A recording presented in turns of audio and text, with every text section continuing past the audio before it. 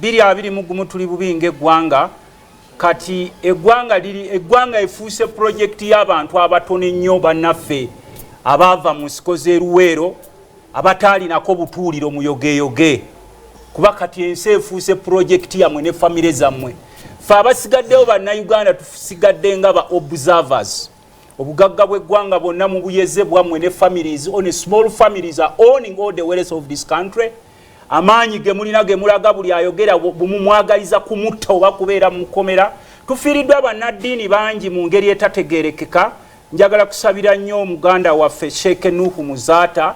eyafa mu ngeri y'ekina sayansi muganda waffe Supuriano Lwanga eyafa mu ngeri y'ekina sayansi mukwano gwaffe oli Lwanga oli ow'abasodokisi Metropolitan Yona Lwanga yafa mu ngeri y'ekina sayansi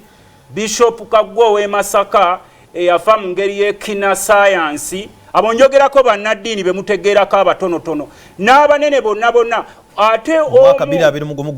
yes gubatutte mu nfa y'ekina sayansi eriwo ey'ekitugumbuzi gye nkugamba wampadde nteesa ebyange n'omwami omu gwaleetawo ebyewuunyo omwami omu yali yeewagga okukuba people power n'ayogeranga people power eno si Somalia eno si Congo